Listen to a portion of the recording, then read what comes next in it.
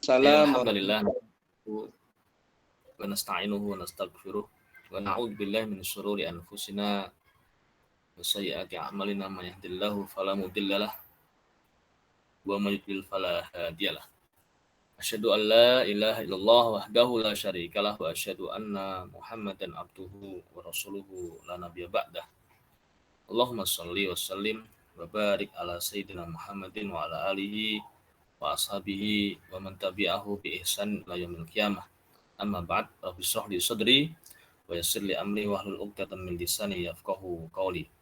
Allahumma anfa'na bima 'allamtana wa 'allimna ma yanfa'una wa zidna ilma. Qala ta'ala fi kitabil karim, a'udzu billahi minasyaitonir rajim. Bismillahirrahmanirrahim. Ya ayuhan nas ya ayyuhalladzina amanu taqullaha haqqa tuqatih wa la tamutunna illa wa antum muslimun. Wa qala aidan ya ayuhan nas ittaqu rabbakumul ladzi khalaqakum min nafsin wahidah wa khalaqa minha zawjaha wa bassa minhuma rijalan katsiran wa nisaa'a wattaqullaha alladzi tasaaluna bihi wal arham innallaha kana 'alaikum raqiba. Wa qala aidan wal yakhshal ladzina taraku min khalfihim dzurriyyatan di'afan khafu 'alaihim falyattaqullah wal yaqulu qawlan sadida. Ketua panitia, kemudian moderator dan semua peserta yang sudah hadir di layar ya. Rahimakumullah. Mari kita awali dengan bersyukur pada Allah dengan syukur yang banyak karena Allah melimpahkan banyak sekali kenikmatan pada kita, terutama nikmat iman Islam, juga nikmat kesempatan ya, kita diberikan kesempatan untuk kembali bertemu ya. Beberapa peserta barangkali adalah peserta yang sebelumnya ya, sesi sebelumnya yang dulu yang pranikah ya, kuliah pranikah.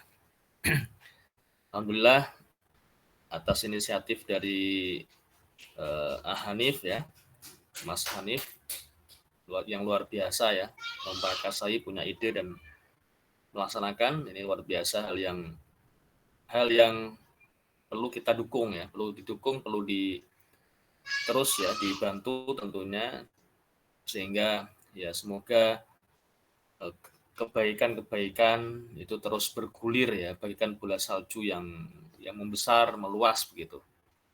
Ya di tengah-tengah barangkali kondisi yang kalau kita pikir kadang-kadang membuat kita pesimis ya.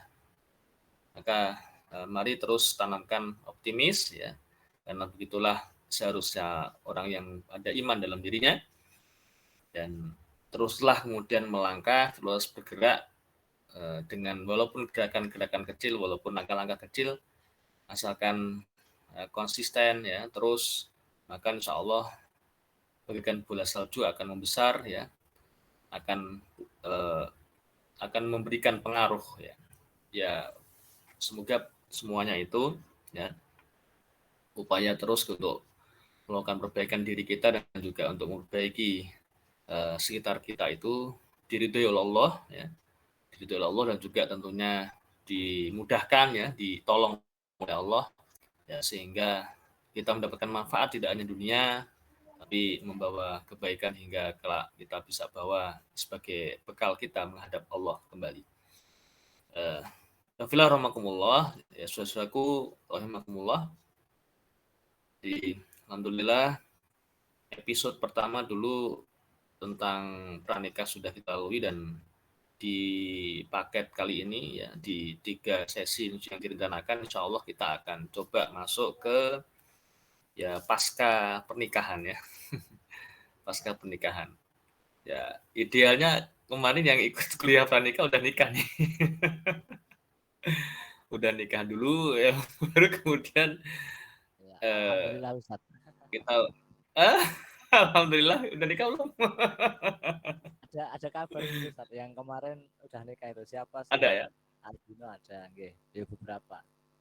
Jadi Ada terakhir ya. karena Okay, termotivasi kajian pranikah yang pertama kemarin. Oke, Jadi alhamdulillah. ini setelah nikahnya. Ya.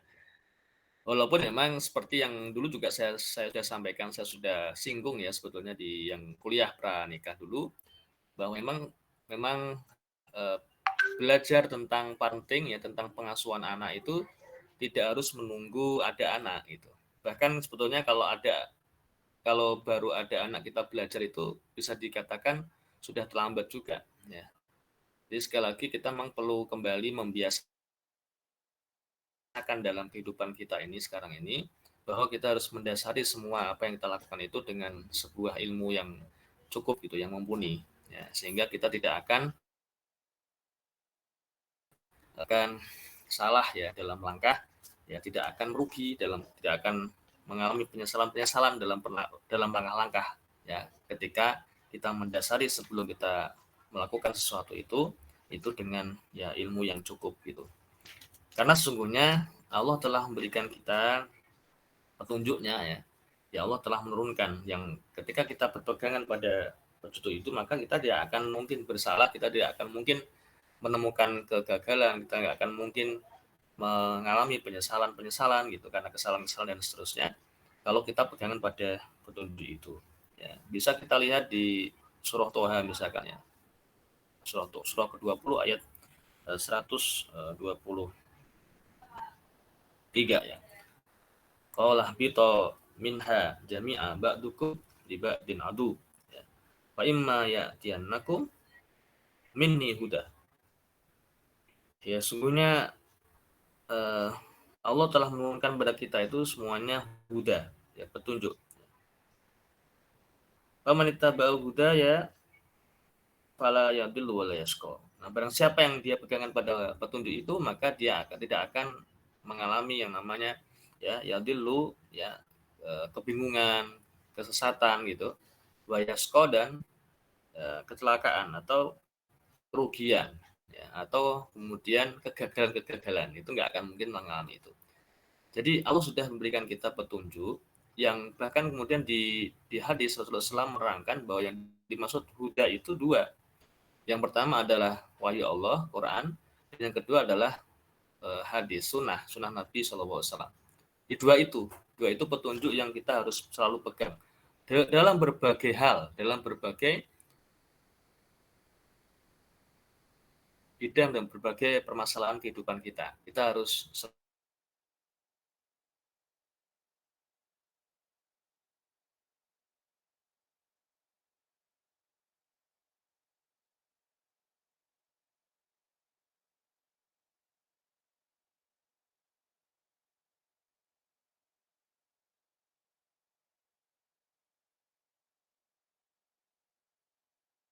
selalu kemudian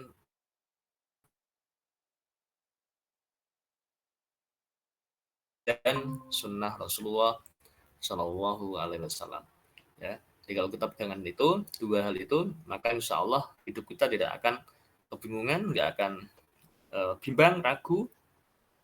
Kita akan melangkah dengan yakin, ya, dengan kemudian semangat, ya, optimis, ya, dan kita terhindar dari kesalahan, terhindar dari kegagalan, terhindar dari kemudian kecelakaan, ya, dan hal-hal yang kita tidak inginkan, ya, insya Allah. Jadi, nah termasuk dalam hal tadi, dalam hal untuk menjadi langkah berikutnya kemudian adalah menjadi orang tua. Jadi setelah terjadi pernikahan, maka kemudian kita menjadi orang tua. Itu juga harusnya memang didasari sebelumnya dengan sebuah ilmu, yang ilmu itu tentunya tadi berdasarkan ya sumbernya adalah dari petunjuknya Allah tadi, dari huda tadi, dari petunjuknya Allah. Ya. Nah kita perlu ngaji gitu ya, perlu ngaji. Memang tradisi ngaji ini yang memang kita perlu hidupkan kembali di tengah-tengah kita. Ya, jadi ngaji apapun lah, termasuk sebetulnya ya. Kalau bab jadi orang tua, bab nikah jadi orang tua itu termasuk sebetulnya bab yang muamalah yang sudah kompleks gitu, sudah lebih kompleks. Ada hal-hal yang dasar yang itu minimal betul harus ada dalam diri kita juga sebetulnya, harus kita miliki, harus kita kuasai.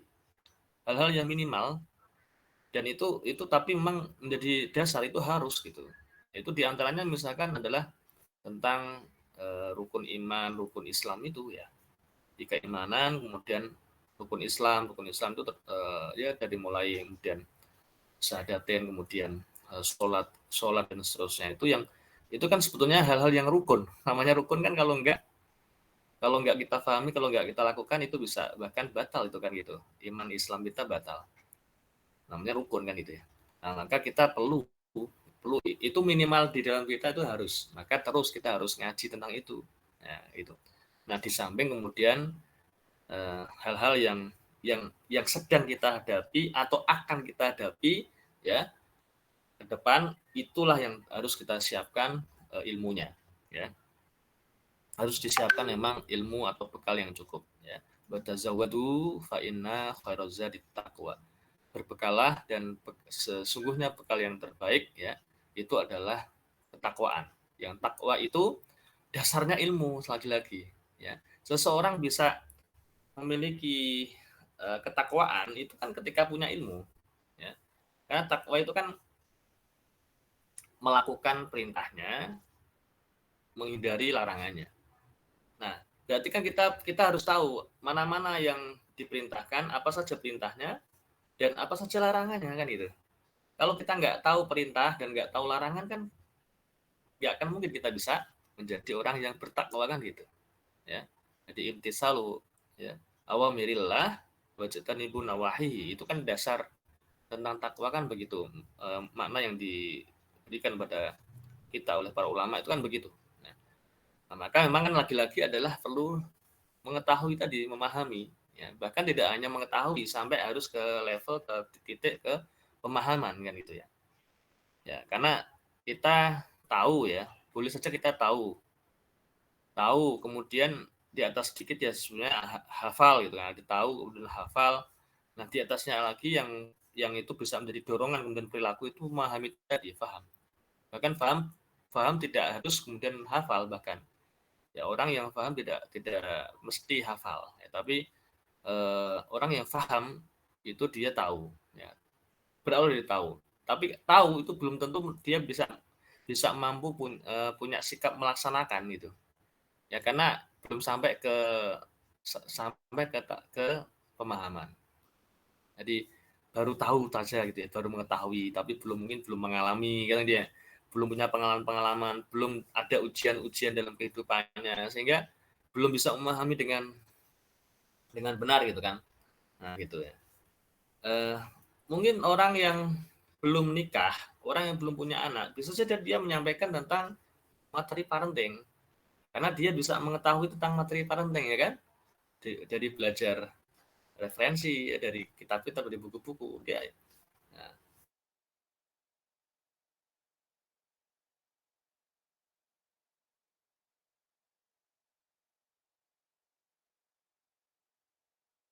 'Tapi tahu pernah mengalami bagaimana mendidik anak dan seterusnya. Maka ketika dia bicara tentang parenting tentunya ya mungkin dia bisa, tapi kemudian eh, cenderung kemudian konsep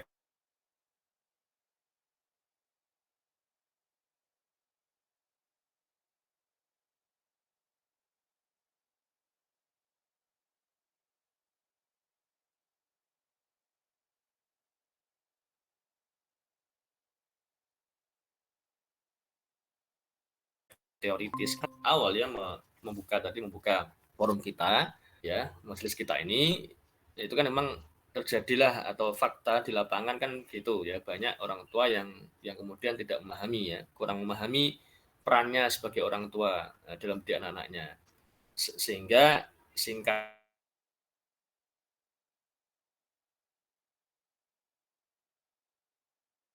kata kemudian bagaimana ayat yang tadi di mukadimah saya bacakan di Anisa ayat ayat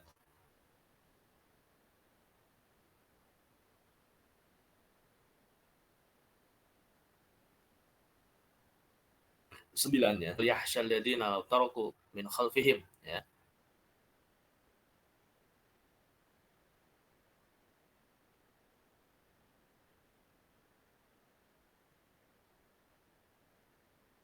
Jadi kiranya nanti kalian meninggalkan ya, min khalfihim, di belakang kalian itu dzurriyyatan di'afan. Ya, anak keturunan di belakang afan yang lemah.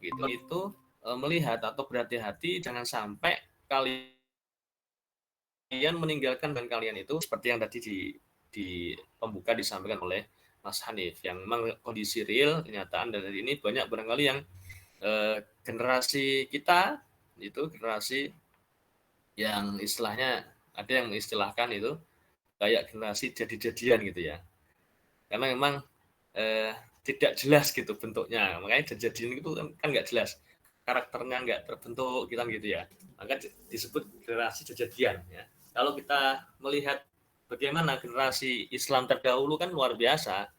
Contoh misalkan ya, saya kemarin ngobrol sama dokter, ada seorang dokter kenalan saya, kemudian ngobrol misalkan, beliau cerita dulu Ibnu Sina ya usia 16 tahun itu sudah menjadi eh, ahli kesehatan negara gitu kan. Itu usia 16 tahun loh, itu sudah jadi pakar kesehatan. Ini contohnya aja misalkan hasil, kalau kita bicara kemudian hasil gitu kan ya. Atau yang lebih muda lagi misalkan saya betul Abdullah bin Abbas ya, Ibnu Abbas. Ibnu Abbas itu beliau menjadi penasehat khalifah ya misalkan. Itu di usia 15 tahun. Artinya kalau sekarang itu ibaratnya kayak inilah, kayak apa namanya? Kayak penasihat presiden itu ya. Itu di usia yang sangat muda belia.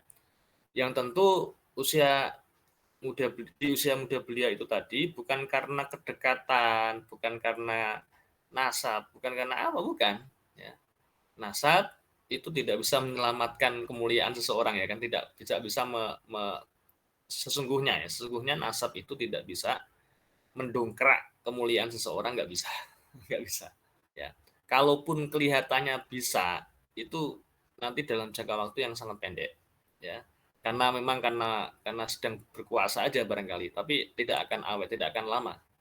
Sebentar dan kemudian dilupakan, ya begitu. Nah, maka kita tidak ingin kita ingin mengembalikan generasi ke depan itu sebagaimana generasi awal-awal Islam tadi ya, para sahabat yang luar biasa yang kemudian generasi yang sangat kuat ya, kuat bahkan dikenal dalam sejarah seperti itu tadi ya.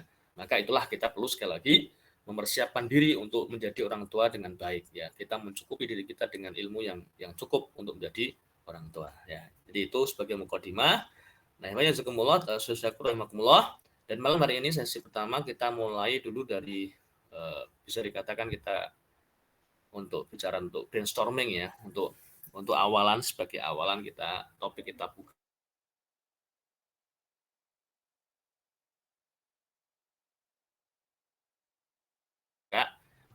orang tua ya. Kemudian nanti apa sih manfaatnya kita jadi orang tua? Nah, itu yang kita awali, kita dasari, kita awali. Ini penting, ini perlu. Kenapa? Karena ada juga ya beberapa waktu yang lalu, ya mungkin sudah setahun yang lalu ya, itu sempat hangat itu di media, kita bisa tracking nanti ya, bisa lihat. Sempat hangat itu ada isu yang kemudian menasional, mengglobal ya. Ya mungkin di luar Indonesia ya, di luar negeri kita itu sudah biasa. Nah, di kita kemarin sempat hangat tuh, yaitu isu tentang child free. Nah, gitu ya. Jadi ada orang yang mau nikah ya, mau nikah, tapi mereka nggak pengen punya anak gitu. Jadi maunya nikah ya berdua, jadi hidup berdua begitu ya dengan kekasihnya, dengan pasangannya. Nah, tapi setelah itu nggak pengen punya anak gitu. Nah, itu sempat hangat ya di beberapa waktu yang lalu. Nah, saudaraku rahmatullah, kalau kita misalkan pakai logika saja, ini yang paling mudah barangkali ya. Harusnya kita berpikir kalau misalkan ya, kita coba sedikit kita bahas tentang child free yang kemudian mengamalkan child free itu ya, atau kemudian memahami atau istilahnya apa ya, melakukan child free itu, maka seakan-akan itu istilahnya apa ya, kacang lupa kulitnya atau apa itu istilah.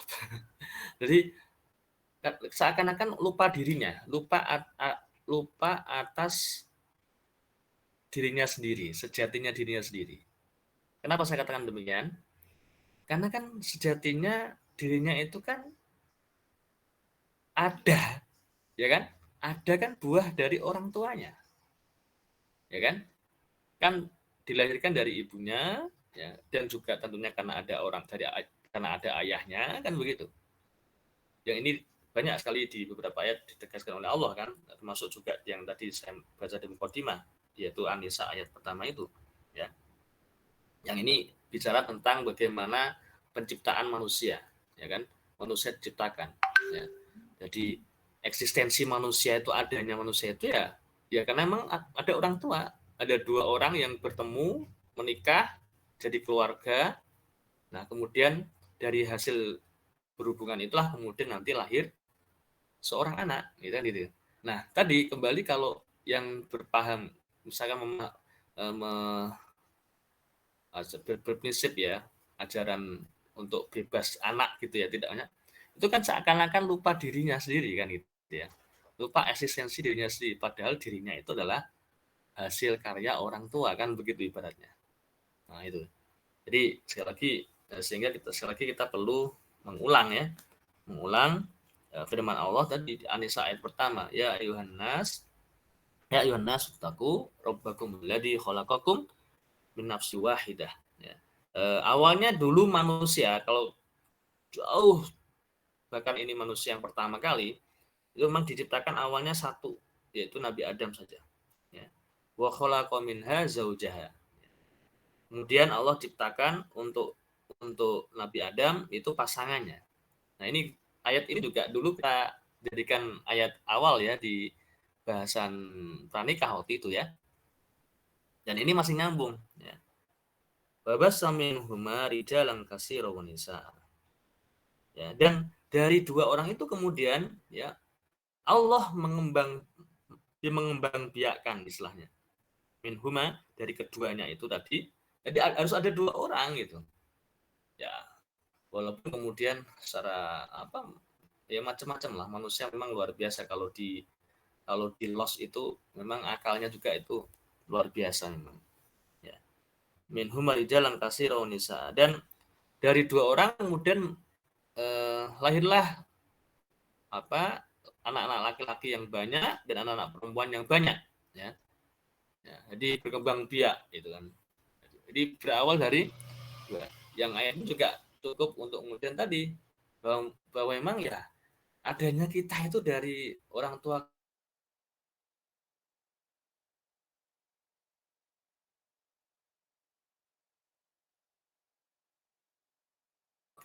kita, dari ayah ibu kita, children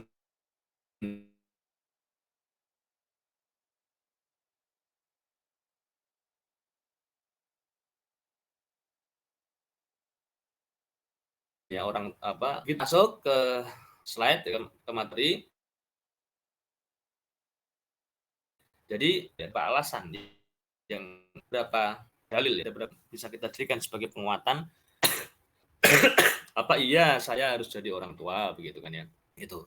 Nah, yang pertama adalah itu adalah sebagai bentuk syukur ya, sebagai bentuk syukur pada Allah ya, tadi atas eksistensi atau terciptanya kita tadi. Jadi sebagai rasa syukur maka kita harus memahami, harus menerima memang kenyataan bahwa memang eh, kita harus jadi orang tua. Berikut setelah menikah itu ya diantaranya memang adalah ya kita memiliki keturunan kan gitu ya, memiliki keturunan. Walaupun ya seperti mana di surah Asy-Syura ayat 49-50 itu ya. Jadi Allah ya, lillahi mulkus samawati wal ard, ya. Allah lah yang memiliki kerajaan langit dan bumi, ya. Yakhluqu ma yasha, menciptakan apa yang dikehendaki, ya. Jadi Allah pencipta segala sesuatu termasuk kita manusia, ya. Jadi kalau kita kemudian selfie itu seakan-akan kemudian kan nggak mau punya anak, padahal kalau berhubungan ya memang kemudian yang terjadi adalah memang membatasi, menghindari, kan gitu yang dilakukan, ya kan. Dan memang banyak pasangan-pasangan muda, ya saya katakan banyak karena memang ada beberapa yang kemudian terjadi begitu. Itu yang kadang-kadang setelah nikah banyak alasan nanti kemudian yang dijadikan alasan, di antaranya yang paling banyak itu alasannya adalah memang biasanya materi. Biasanya adalah materi, ya. Karena khawatir, karena takut, kemudian tidak bisa nanti menghidupi istilahnya, mencukupi kebutuhan-kebutuhan anaknya itu kemudian membatasi. Jadi baru nikah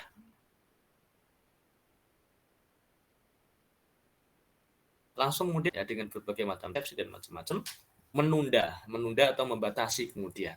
Nah ini kan juga seakan-akan ya berlaku yang barangkali melampaui batas ya, melampaui batasnya sebagai manusia, sebagai makhluk, sebagai ciptaan Allah.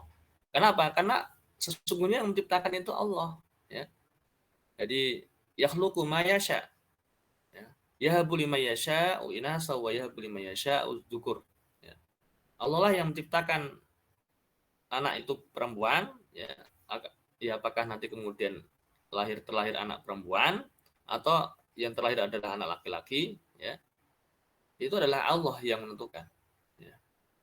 Wa yuzawwijuhum dzukrana wa inasa. Ya. Jadi kepada siapa yang dia kehendaki dan memberikan anak-anak laki-laki pada siapa yang dikehendaki, ya. Atau dia menganugerahkan kedua jenis laki-laki dan perempuan kepada siapa yang dikehendaki. Wa yaj'alu may yasha'u aqima innahu alimun qadir. Ada juga yang kemudian yang aqima, yang mandul, yang tidak berkemampuan kemudian. Itu ada, ya. Banyak kisah dalam Quran itu, bahkan beberapa nabi itu mengalami kejadian seperti itu. Sempat mengalami kemandulan misalkan gitu. Tapi kemudian nanti subur kembali, ya. Jadi mandul, subur, ya. Itu pun kemudian Allah yang bisa menentukan itu, yang punya hak atau yang mampu kemudian merubah, memperbaiki dan seterusnya itu Allah, gitu kan. Sehingga di sini pun ya ada harapan tentunya, ada harapan bagi misalkan yang lama gitu, itu tetap kita harus tetap yakin ada harapan untuk itu, karena banyak sekali contohnya juga Nabi Zakaria, Nabi Ibrahim misalkan, ya lama beliau sampai usia beliau 90 tahun baru dikaruniai keturunan, ya. Itu pun dari istri yang kedua. Nah yang unik kan kemudian ketika istri kedua melahirkan anak pertama, istri pertama itu muncul kecemburuan, ya seakan-akan kecemburuan begitu ya, kisahnya itu kemudian jadi subur kembali. Istri pertama kemudian subur kembali dan bisa melahirkan anak dan seterusnya, sehingga ya barangkali ya rasa cemburu itu mampu menyuburkan diri kita atau barangkali seperti itu, bahwa alam bisawab, ya. Jadi sekali lagi yang pertama adalah jadi orang tua itu sebagai bentuk kesyukuran kita atas anugerah Allah diciptakannya kita, kemudian diciptakannya mereka, yang membuat seorang laki, ya. Maka bentuk syukur adalah kemudian orang tua juga, ya, meneruskan kemudian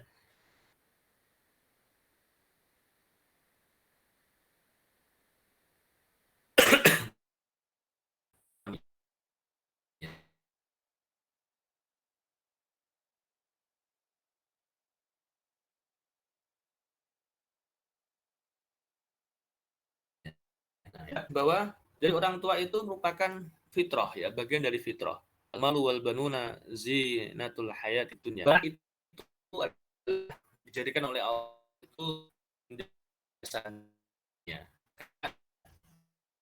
normal orang itu melihat anak normalnya pun kerja ayah ya, yang atau apa ya, yang bisa merasakan, yang sudah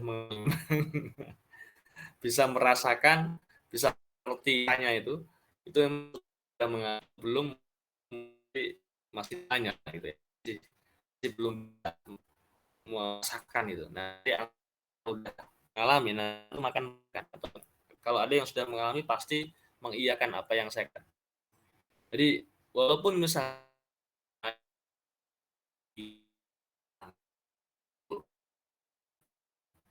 pulang ke rumah, lihat di rumah anak itu harus tahu itu hilang ketika sampai itu ya. Kenapa? Terhibleh perhiasannya Allah berupa ya. Ini adalah juga dari manusia. Nah, kita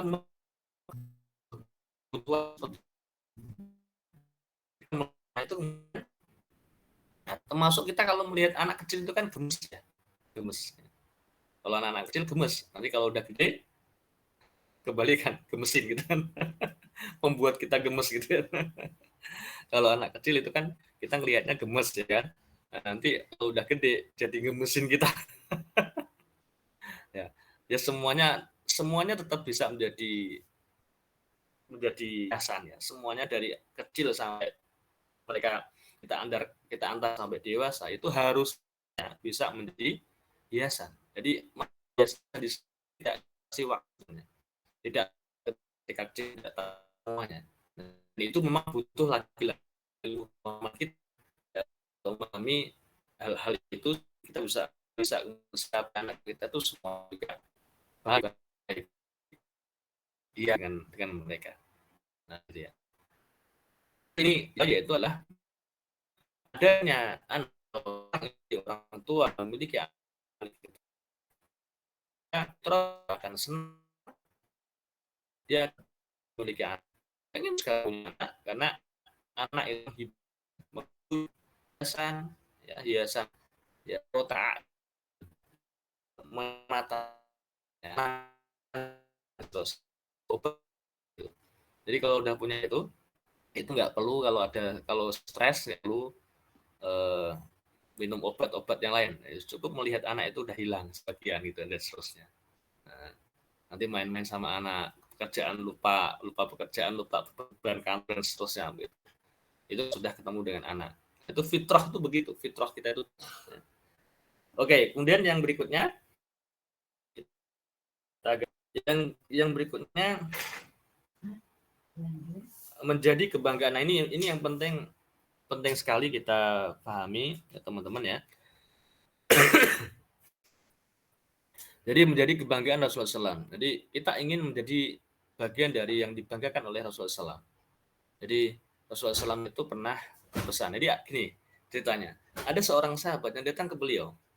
Ya, ini dalam proses ketika mau nikah. Nah, ini lanjutan dengan kemarin berarti ya.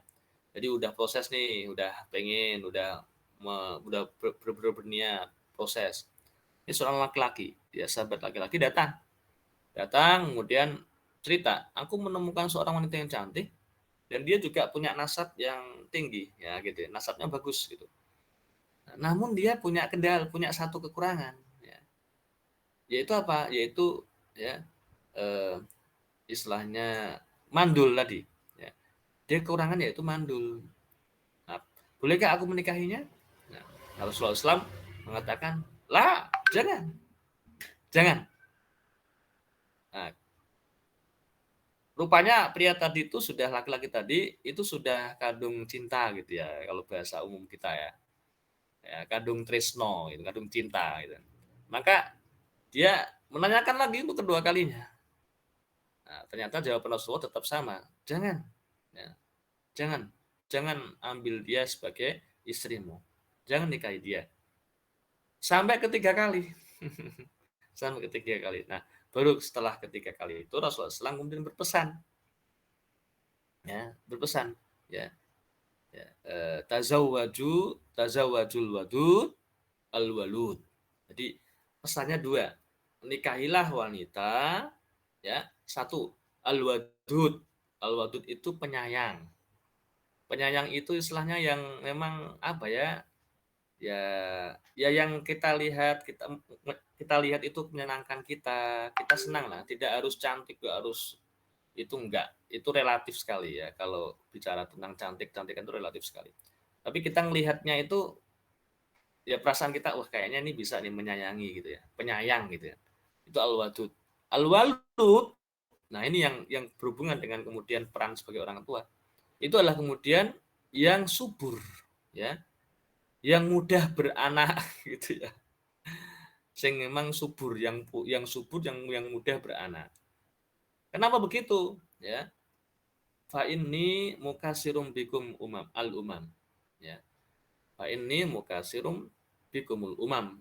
Karena apa? Karena sesungguhnya aku akan berbangga dengan kalian di hadapan umat-umat yang lain karena kalian punya keturunan yang banyak. Nah, gitu loh.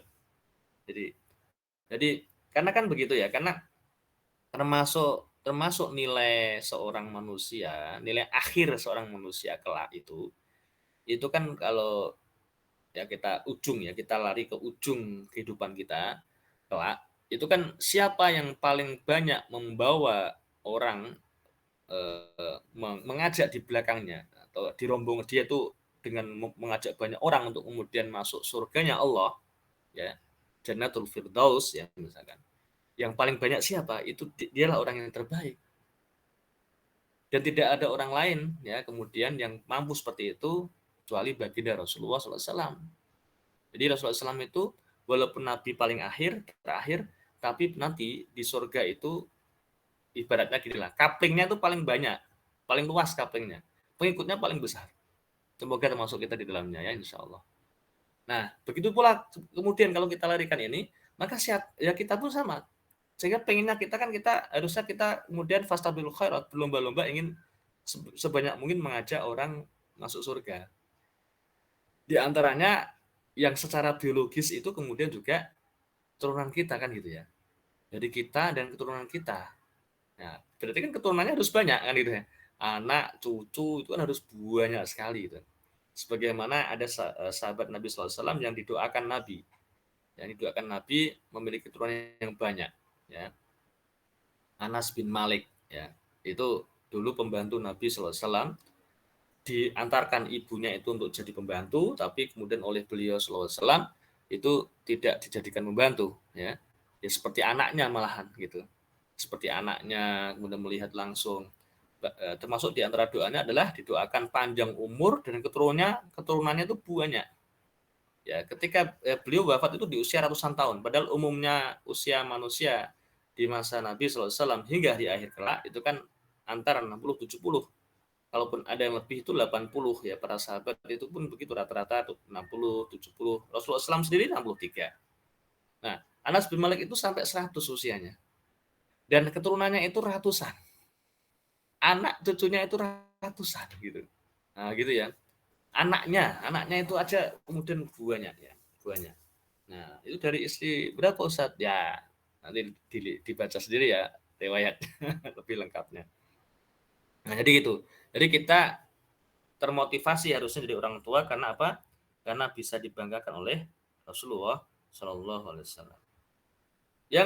Yang berikutnya, yang keempat,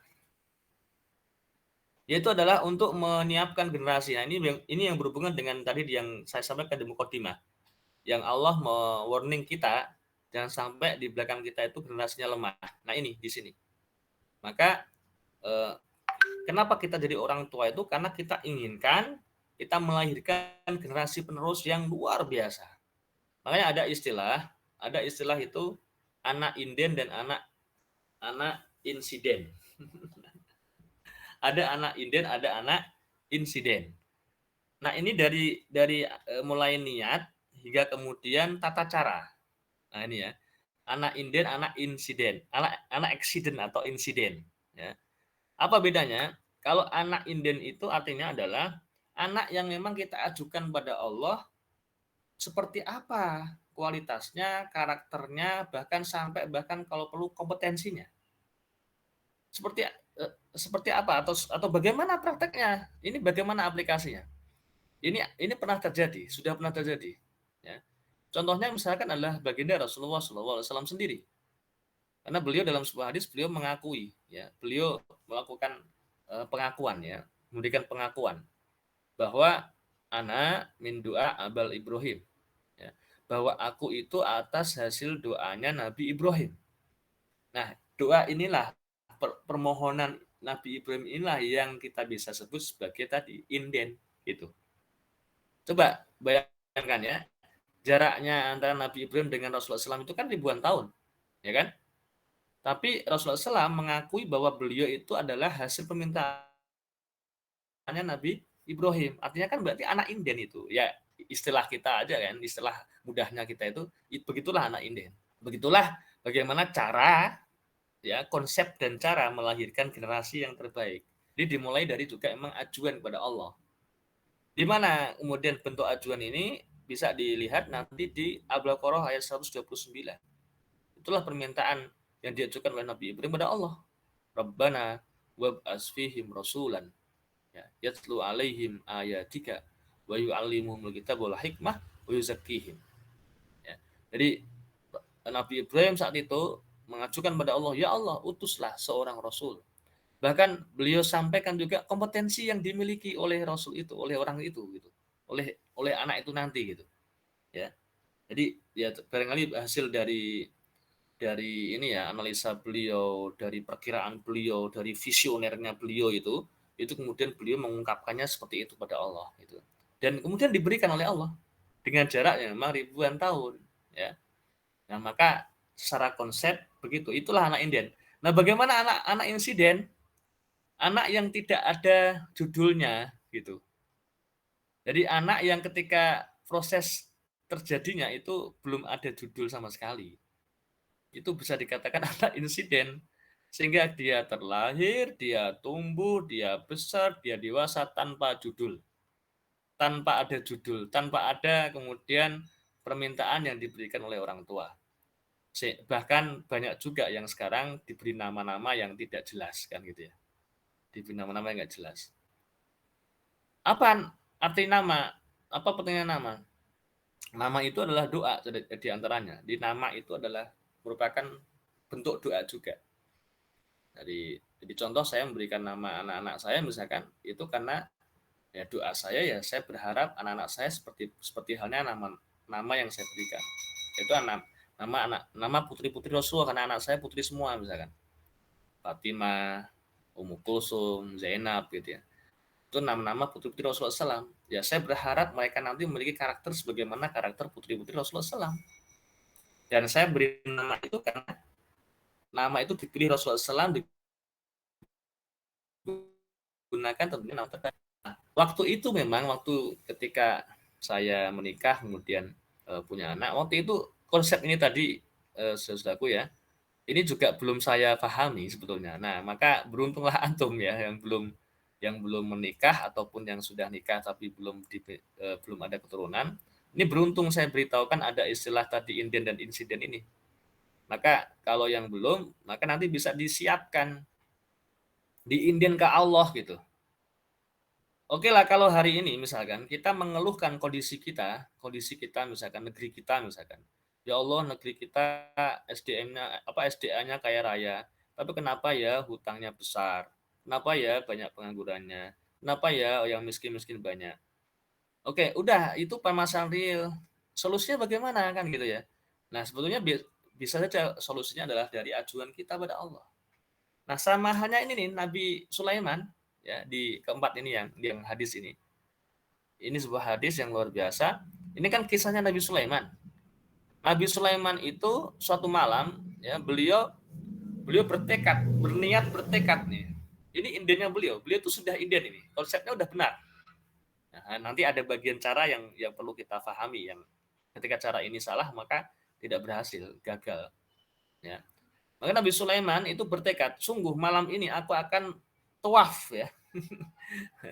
Jadi tawafnya nggak keliling Ka'bah 7 kali. Tapi tawafnya datang ke 100 istrinya. Mendatangi satu-satu istrinya didatangi.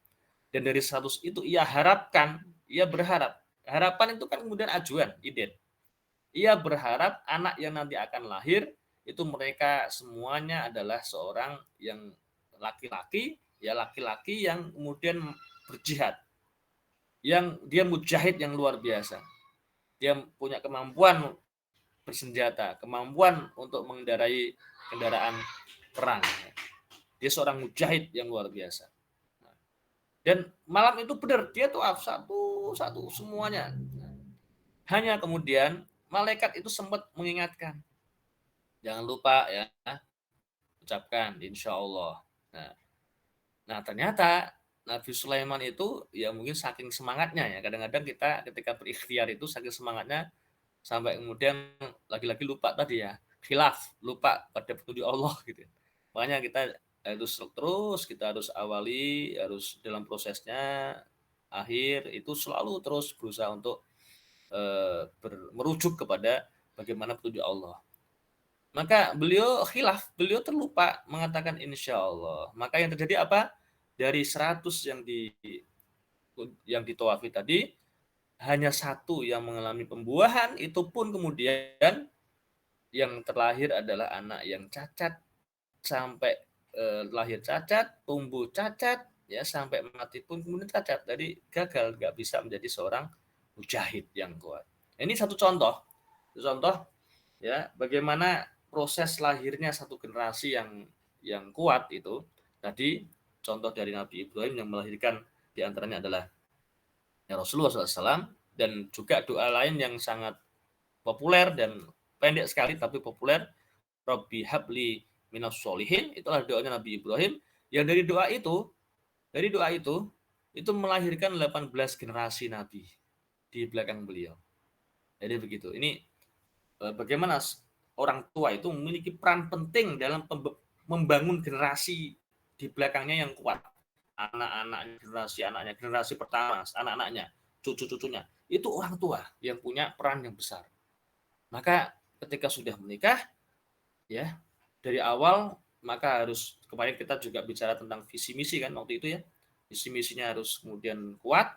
Nah setelah diwujudkan dengan kemudian ya terus kemudian ketika berhubungan, ketika akan kemudian memproses ya keturunan itu juga emang dengan cara tadi anak inden ya, jangan lupa. Nah itu punya kesempatan yang luas. Oke, berikutnya terakhir untuk alasan itu adalah bahwa ada istilah makosid ya, makosidus syariah ya. Jadi diantaranya ini konsep ini ditemukan oleh As-Satibi ya, seorang ulama bernama As-Satibi. Jadi yang dimaksud makosid syariat adalah kenapa sih Allah itu menurunkan syariat gitu, kenapa Islam diturunkan ke dunia itu gitu. Nah itu ada istilah, ada menjaga 5 hal ya, menjaga 5 hal yang utama ya. Nah, ya artinya Islam, Quran, Sunnah itu kenapa diturunkan, itu menjaga 5 hal. Nah satu dari 5 hal itu adalah hifdun nasl. Apa itu hifdun nasl?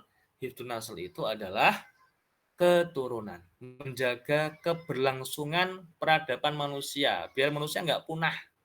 Jadi perkembangbiakan manusia, persebaran manusia. Nah ini ternyata syariat diturunkan untuk itu. Ya. Kalau kemudian syariat diturunkan untuk itu, maka ketika kita memperjuangkan, ketika kita semangat menjadi orang tua, artinya kita telah berjuang untuk kemudian tegaknya syariat itu kan begitu. Ya. Innasullah yang surkum yusobit atamakum. Maka insya Allah jangan khawatir, jangan takut, jangan kemudian ya ragu-ragu nanti bagaimana pasti Allah jamin. Ya memang tantangannya di antara musuh besar, musuh nyata dan musuh besar kita memang adalah setan yang senantiasa menghadirkan keraguan-raguan, termasuk perasaan takut nanti bagaimana rezekinya, bagaimana kemudian kelangsungan hidupnya, itu bagaimana nanti mencukupi kebutuhan hidup. Itu memang setan tuh begitu. Memang kerjaannya dia begitu, nggak ada istirahatnya, nggak ada lelahnya, nggak ada capeknya. Ya, kita yang kemudian sering capek, sering lelah, sering malas gitu ya. Gitu. Maka kita harus saling menguatkan. Ya, termasuk ada forum seperti ini semoga bisa menguatkan. Nah, kemudian terakhir ya kita percepat sedikit ya, walaupun waktunya sudah habis sebetulnya, tapi kita tambah, kalau boleh tambah sedikit aja sekitar 5 menit untuk yang berikutnya, yaitu apa bentuk keberkahan yang bisa kita dapatkan, ya kan? Apa bentuk keberkahan, apa manfaat kemudian yang kita bisa peroleh ketika kita menjadi orang tua. Silakan langsung. Nah yang pertama adalah bahwa kita seakan-akan kita itu memiliki aset. Next silakan. Seakan-akan kita itu memiliki aset. Kalau istilah orang Jawa dulu tuh banyak anak banyak rezeki. Jadi anak itu bisa menjadi magnet rezeki kita gitu. Ya, karena memang setiap manusia yang terlahir ke bumi, bahkan sebelum lahir ya, itu kan kalau ada sebuah hadis tentang bagaimana proses penciptaan manusia, itu kan ada 40 hari awal, 40 hari kedua, 40 ketiga. Ketika 40 hari ketiga itu kemudian bersama dengan itu kan ditiupkan ruh. Ya. Usia 4 bulan atau 40 hari ketiga. 120 kan berarti 4 bulan kan, bulan keempat. Itu kan ditiupkan roh. Bersama ditiupkan roh itu, maka Allah menuliskan untuknya termasuk rezeki, ya kan? Rezekinya kan gitu. Maka jangan khawatir, setiap anak yang lahir, setiap anak kita itu udah punya rezekinya, gitu. Udah punya rezekinya. Jadi jangan punya kekhawatiran sama sekali. Nanti bagaimana dan seterusnya. Kita harus yakin pada Allah bahwa Allah akan mencukupi, akan memenuhi rezeki-rezekinya itu. Nah, gitu kan. Jadi ini tadi yang saya ceritakan ya, doanya Rasulullah SAW kepada Anas bin Malik ya kan. Allahumma aksir maluhu waladuhu ya, wa atil hayatahu wa fillahu ya. Allah, ya Allah, banyakkan hartanya, anaknya, panjangkan umurnya, ampunilah ia dan seterusnya. Nah, gitu. Jadi ini bentuk keberkahan ketika kita memiliki anak ya. Maka banyak anak itu banyak rezekinya. Ya kan gitu sebetulnya. Dan dulu orang-orang dulu nah inilah ya, kadang kalau kita pikir-pikir tuh lucu juga ya.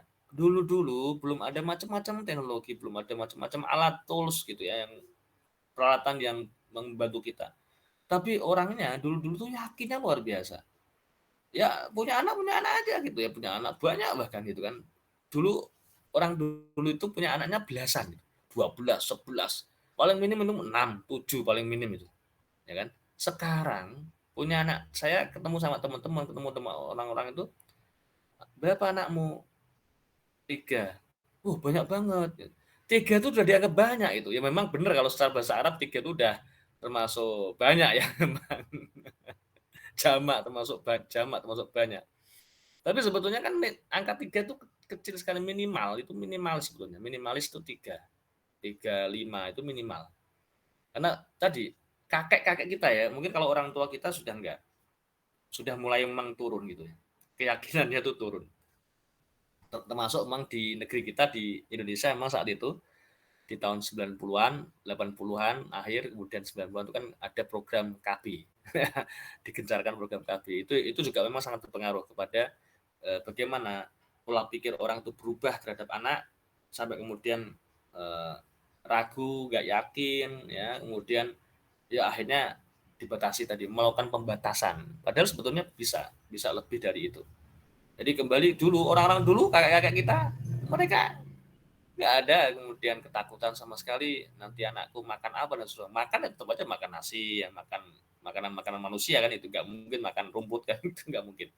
Nah itu. Oke, berikutnya keberkahan yang lain yang bisa kita dapatkan ya, selain kemudian rezeki, yang tentunya ada rezeki, jaminan rezeki. Nah ini aset tadi yang saya bedakan, aset. Anak kita itu bisa menjadi eh, aset, bahkan menjadi amal yang tidak terputus ya. Jadi idama tabnul insan atau eh, idama tabnul insan ya, in qata amalu ila min salasina. Jadi ketika seorang manusia itu wafat, mati, maka putuslah semua amalnya kecuali 3 hal. Nah, di antara satu adalah anak. Ya, karena adanya anak itu tidak akan memutus.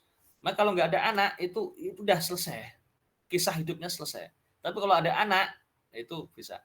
Nah, doa yang dimaksud di sini ini tidak hanya sekedar kemudian kita berharap anak kita itu mendoakan kita, Rabbik firli wali walidayya ya. Tidak hanya seperti itu. Tapi maksud doa di sini, doa itu adalah doa ya, al ibadah. Doa itu ibadah. Artinya apa? Kalau kita punya anak, bisa mendidik anak kita itu menjadi orang yang soleh, ya, ahli ibadah, maka seluruh amal ibadah anak itu bisa mengalir kepada kita pahalanya. Kan gitu, luar biasa, ya, selaku orang tua. Maka orang tua di zaman keemasan Islam itu orang tua itu memang punya karakter yang dia alim juga, dia punya kemampuan pemahaman agama yang cukup gitu, tafakuh, fakih dalam agamanya itu. Maka kalau kita lihat biografi para ulama-ulama kita itu ya, itu rata-rata mereka akan mencantumkan di dalamnya itu bahwa aku belajar ini dari bapakku gitu. Aku belajar ini dari bapakku. Itu begitu.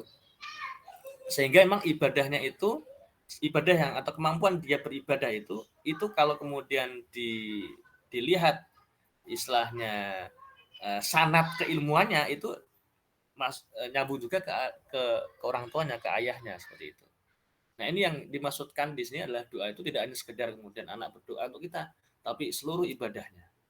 Maka memang bagaimana mendidik anak yang kemudian nanti menjadi ahli ibadah yang soleh itu yang penting. Sehingga seluruh ibadahnya itu akan mengalir juga untuk orang tuanya. Puasanya, ya, sedekahnya, sholatnya, kalau kemudian umroh hajinya, itu semuanya juga bisa mengalir pada orang tuanya. Ya, luar biasa. Orang tua. Kalau kita punya anak satu yang seperti itu, kalau punya anak 10 kan luar biasa. Gitu. Kalau kemudian anak cucunya, gitu, luar biasa. Berikutnya, nah, keberkahan itu tidak hanya kita dapatkan di dunia, tapi sampai kelak di akhirat.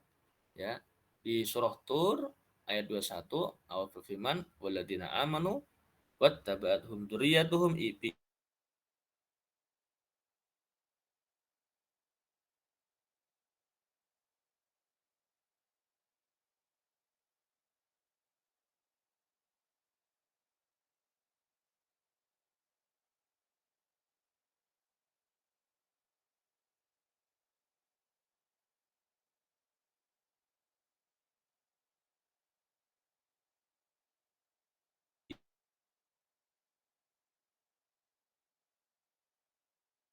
anak itu bisa menjadi penentu derajat orang tuanya berada di surga tingkat berapa, level berapa. Telah bersabda Rasulullah SAW, ya, inna rojul, ya, jadi ada seorang yang diangkat, ditinggikan derajatnya di surga. Kemudian orang itu bertanya-tanya, ya, ya Rasulullah SAW, bagaimana aku bisa mendapatkan ini, derajat ini? Dikatakanlah kepadanya, annali hada fayaqul bi istighfar waladika, ya, dengan istighfar, ya, istighfar yang kamu lantunkan, ya, maka banyak-banyaklah beristighfar. Dan yang kedua adalah walidika, dan dari anakmu. Jadi anak itu bisa memengaruhi derajat orang tua kelak di akhirat. Jadi dunia akhirat dapat kalau jadi orang tua. Kalau nggak ada anak, nah, kita nggak punya peluang-peluang yang besar tadi kan gitu. Nah, maka semoga dua poin ini sebagai awalannya sesi pertama kita. Yang pertama tadi adalah dalil-dalil alasan-alasan kenapa kita mesti jadi orang tua. Yang kedua adalah kemudian apa urgensi apa, kemudian fadilahnya, apa keutamaan, apa keberkahan yang bisa kita dapatkan dengan menjadi orang tua ini.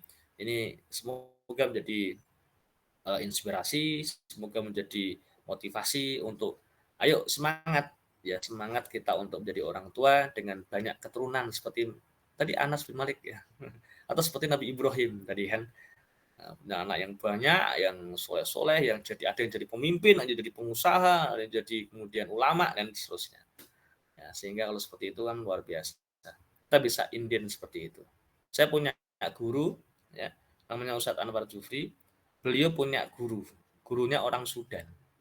Nah, beliau pernah cerita gurunya yang Sudan tadi itu adalah 12 bersaudara. Yang ke-12-nya itu semuanya hafal Quran, semuanya minimal lulusan master, ya, S2, ya, yang berbagai macam. Nah, yang itu ingin beliau tiru, ya. Nah, itu bisa kita juga tiru berarti. Artinya apa? Tidak hanya cerita, tidak hanya konsep, tidak hanya teori ini tadi. Jadi konsep inden tadi itu tidak hanya teori, tidak hanya cerita-cerita saja, tapi kenyataannya itu sudah ada gitu. Sudah ada bahwa kita tuh sebagai orang tua itu nanti bisa.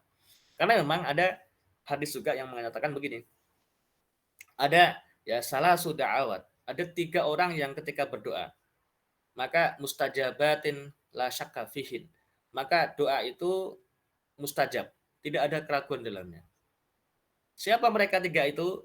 Di antara adalah dakwatul walid liwaladihi. Adalah doanya orang tua kepada anaknya. Nah, itu ya. untuk anaknya. Dan orang tua ini salah satu orang tua, tidak harus dua-duanya, nggak harus ada bersepakat berdua kemudian sepakat, nggak harus ya, salah satu cukup, terutama ayahnya yang punya visi tentunya keluarga. Nah gitu ya. Bahwa alam bisawab ya aku lupa lihat terus. Assalamualaikum warahmatullahi wabarakatuh. Waalaikumsalam warahmatullahi wabarakatuh.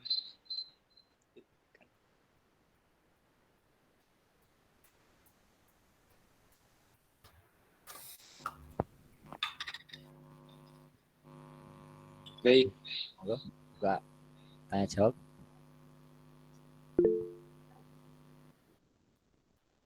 Silakan yang ingin bertanya.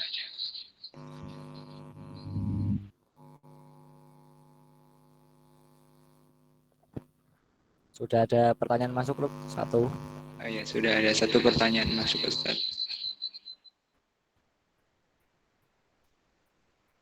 Bagaimana pandangan Ustadz tentang perbedaan pandangan jumlah anak antara suami dan istri? Ya kalau udah perbedaan pandangan ya memang ya perlu didiskusikan ya. Perlu didiskusikan.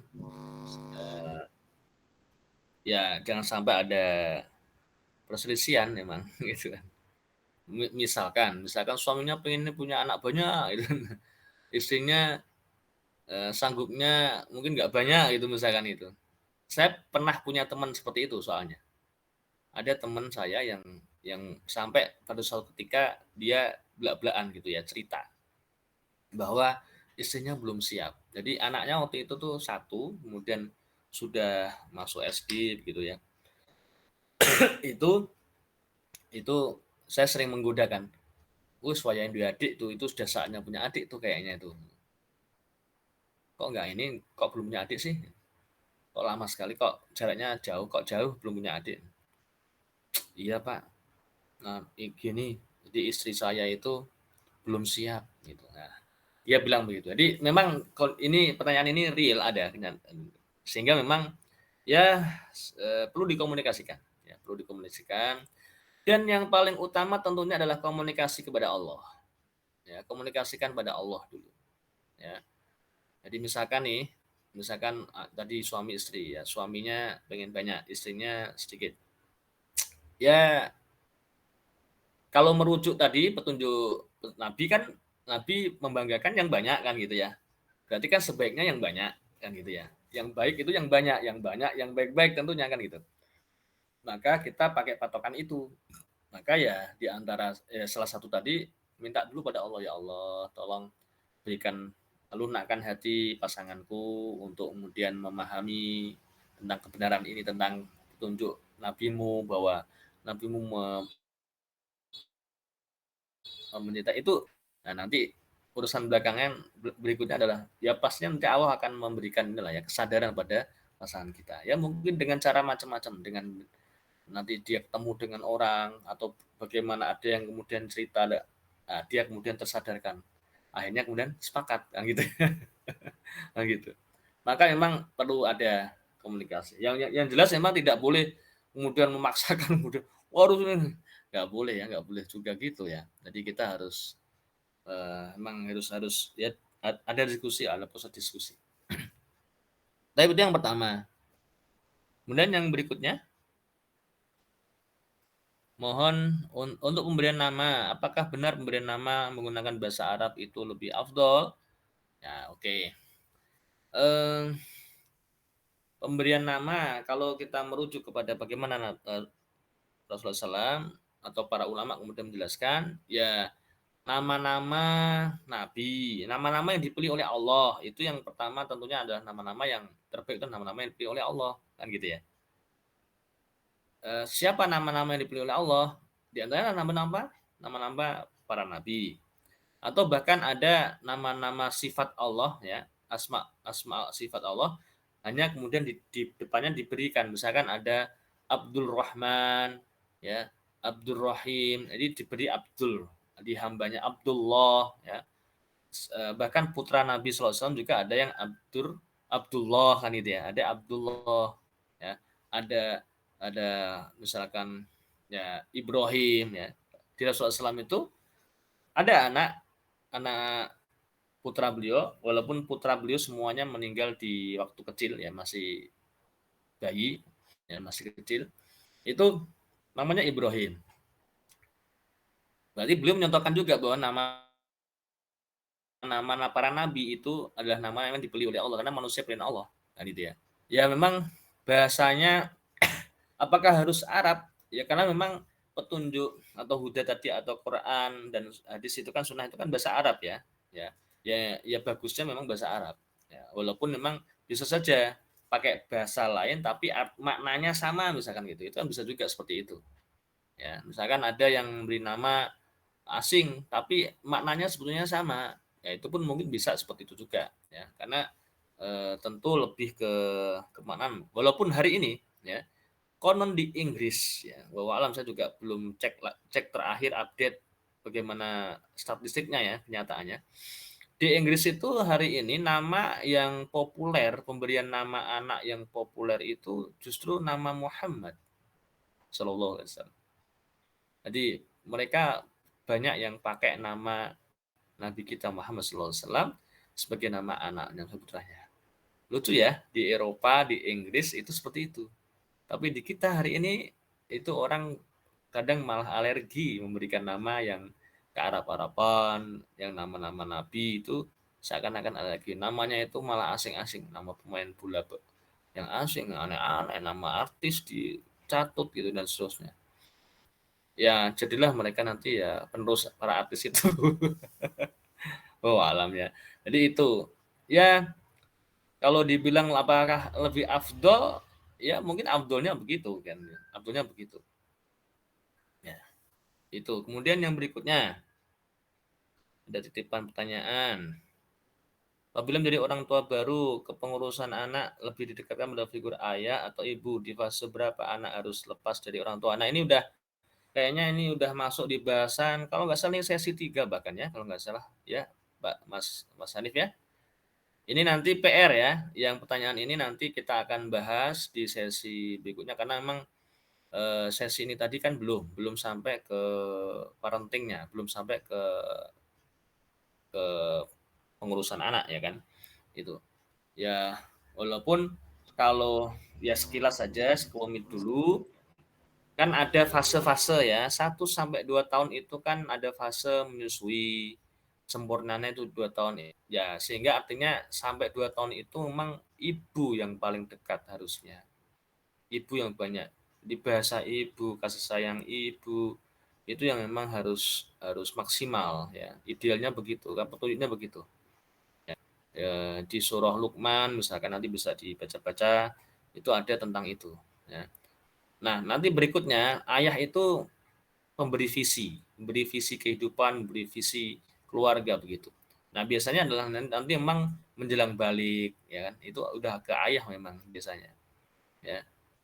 Jadi setelah setelah fase awal ya mulai 7 tahun itu kan ada kemudian pembebanan, ada kemudian diajari ya apa namanya sholat itu nah, mengajari ini adalah ayah memang sebetulnya 7 tahun 10 tahun itu ayah mulai kemudian masuk di pembelajaran kok sholat dan seterusnya. Sholat di dalamnya tentunya ada Quran dan seterusnya. Itu nanti lengkapnya detailnya insya Allah kita tetap gabung berarti eh, jangan jangan kemana-mana, tetap gabung nanti di sesi berikutnya, jawaban lebih detail di sesi berikutnya. Ikhlasul lagi ada titipan lagi. Pernah temui pasangan muda takut punya anak tadi atau memiliki anak sedikit, bahkan karena pengalaman orang tua dulu dengan banyak anak malah berebut warisan. Ya, jadi itulah memang kenyataan. Kenyataan yang ada hari ini di tengah-tengah kita. Jadi orang bertindak itu petunjuknya adalah banyak yang karena faktor warisan, faktor keturunan, faktor menurun itu dari generasi sebelumnya, dari orang tua atau kakek neneknya, moyangnya gitu ya. Coba ini kan sekarang bulan Maulud ya, bulan Maulud Nabi. Kita perlu juga mendekat ke sirah nabawiyah, ke sejarah kehidupan Nabi SAW, dan nabi-nabi yang lain. Kalau kita baca sirahnya, sejarah mereka, maka umat yang didakwai, yang disampaikan kebenaran atas mereka, itu rata-rata penolakan mereka itu kenapa? Karena mereka merasa sudah ada ajaran yang sebelumnya yang turun-temurun atau menjadi al-uruf, adat istiadat gitu di tengah masyarakat. Yang memang itulah di antara tantangannya. Wah, katanya begini, menurut nenek moyangku begini, dulu kakekku begini dan seterusnya, ayahku begini dan seterusnya, gitu. Nah, padahal tadi kan itu belum tentu benar, kan gitu. Itu belum tentu benar. Maka kita harus tadi timbang tolak ukurnya adalah timbang dengan petunjuk Allah tadi, dengan Quran dan dengan Sunnah. Itu yang harus kita pahami. Itu penting kita pahami. Kita harus kembalikan ke sana. Jangan sampai kemudian kita hanya ngikut arus ya, mengalir. Yang bahayanya orang yang kemudian aku mengalir aja ikut arus aja gitu. Ya kalau arusnya itu menuju ke lautan luas yang bening gitu ya, yang bagus. Ya kalau ke Comberan bagaimana? Kalau ke Sapiteng bagaimana? Itu bilang mentali. Nah, kan gitu ya. Maka kita jangan hanya ikut arus, kita harus tahu. Bahkan kalau bisa kita membuat arus. Kan gitu, kita yang membuat arus. Nah, maka ya kalau melihat memang anak-anak seperti itu ya, itu permasalahannya bukan karena banyaknya anak itu sebetulnya. Karena banyak anak tapi anaknya kurang terdidik dengan baik kan begitu. Ya, karena 9 anak kadang pun belum cukup untuk mampu membahagiakan 2 orang tua. Ya. 2 orang tua mampu mendidik, membesarkan, menjadikan orang ya, 9 orang, 9 anak itu. Tapi 9 anak yang sukses semuanya, yang sudah menjadi orang semuanya, itu belum tentu bisa mampu kemudian membahagiakan hanya 2 orang tuanya. Ya. Nah, itu dalam maknanya ya sebetulnya. Artinya memang proses pendidikan itu memang proses yang panjang. Dan tadi awal sekali sebetulnya adalah inden tadi, konsep inden tadi. Jadi dari niat, innamal a'malu binniyat. Dari apa orientasi, dari apa niat yang diniatkan di awal. Maka harus ada niat. Tadi ya, Nabi Sulaiman saja niatnya bagus sekali kan, ingin terlahir dari hubungan dengan istri-istrinya itu para mujahid, para pejuang. Itu kan niat yang sangat mulia, ya kan? Yang akan meninggikan agama, menjaga agama, menegakkan syariat yang luar biasa. Ya mujahid kan.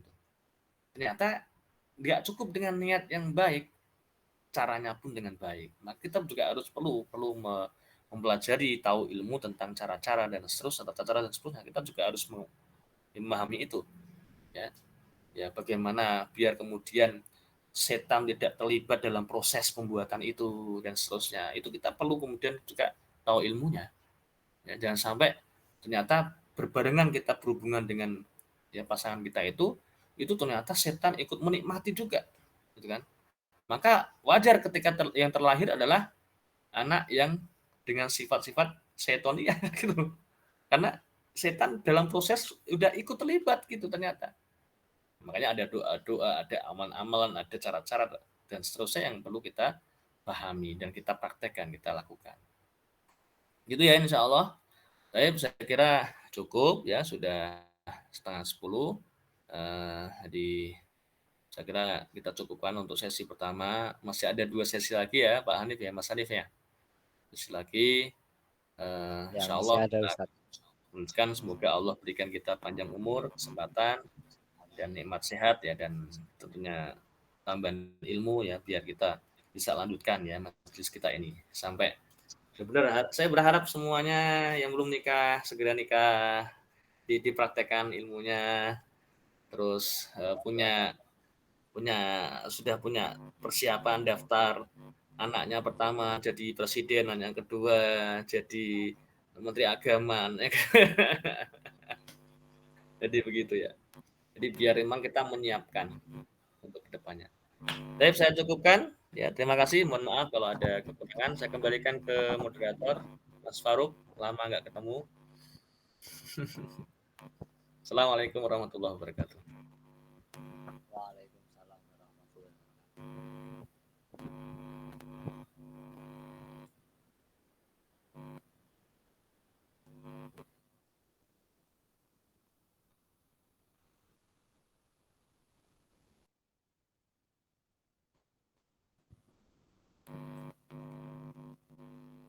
Baik, terima kasih kepada Ustadz Joko yang sudah memaparkan materi tentang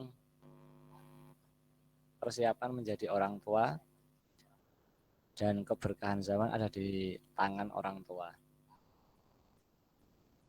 Dan jangan lupa untuk mengikuti sesi kedua yaitu di tanggal 8 Oktober 2022 di minggu depan.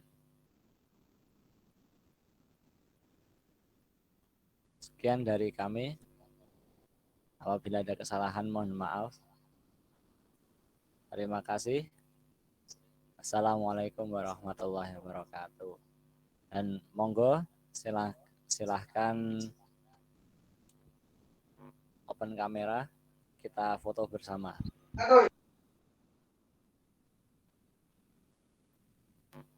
Ya.